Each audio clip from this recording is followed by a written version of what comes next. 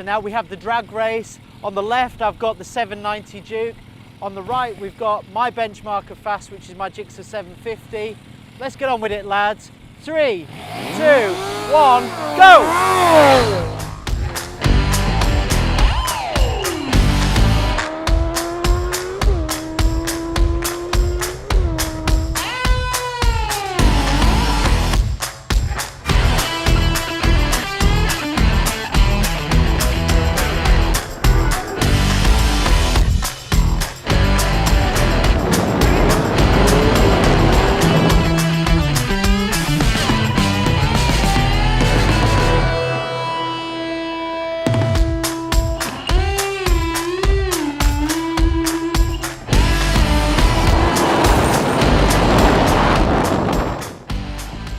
So we're back at Knox HQ. We've had time to digest the results of our little drag race. Probably the first question you're asking, who on earth puts a 790 Duke against a GSXR 750?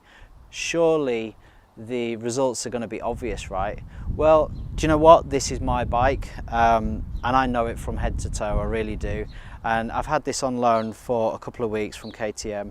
And as soon as I got on it, and having ridden it extensively over that time, I was so impressed with how powerful it felt. It felt really powerful, and you know, so much torque available, so much power available in every gear virtually. And it got me asking the questions, God, do you think this would be as fast as my bike?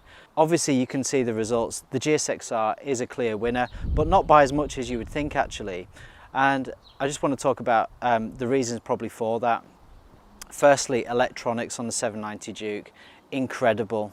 On track mode on this bike, you've got launch control and you've got anti-wheelie as well. So that means you can get a really, really consistently fast start. And actually every time we drag raced them, the Duke was way in front, up to about sort of 60 miles an hour, easily in front of the GSXR 750, really consistent. It literally enables you to put every single last horsepower of this motor down onto the tarmac, you know, consistently. Whereas obviously the GSXR, the power delivery is different. It's much higher up the rev range, so you've got to get to about 10,000 RPM before you really get into that power band.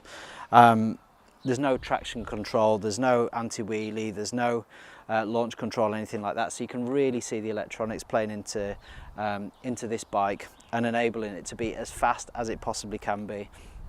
So then up to about, what, 80 miles an hour, they're probably about even Stevens actually, considering the launch this gets. And then of course the GSXR, like a black missile, comes up from behind and bips it at the end. In fact, they finished off this one, we clocked at the end of the run 126 miles an hour. The 790 Duke was 110. Okay, so the other thing, of course, is the power delivery. This one, you straight away you're in the power range, you know, 7,000 RPM upwards. That is where the power is on this. The gears are much shorter. You've got a quick shifter, so you literally ba ba ba ba. It's amazing. So I think we finished at 110. I think we were just going into 5th gear by that point. Whereas obviously the GSXR, totally different power delivery. All the power is 10,000 RPM and above. We at 126, we're just going into 3rd gear by that point. So totally different power delivery. Really, really interesting. Genuinely, both of these bikes are incredibly quick. Dynamically on the road, on sort of twisties and stuff, I might actually say that this one would be probably faster dynamically on that kind of terrain, that kind of road. Whereas the GSXR, obviously you get this onto a track, that's really where it's going to come into its own. It's going to fly down the straights way quicker than this one, and probably handle better as well. But it's so interesting to get a different comparison between these two bikes. And while they are a little bit chalk and cheese, actually, you know, I'm a customer for this type of bike and I would consider both. And to be honest, I'm quite considering whether I'll make the switch. So look, hopefully you've enjoyed that video. Maybe the results weren't surprising for you, maybe they were, I don't know. But please like, please comment, please subscribe to the channel if you're not already, and tap that notification bell as well.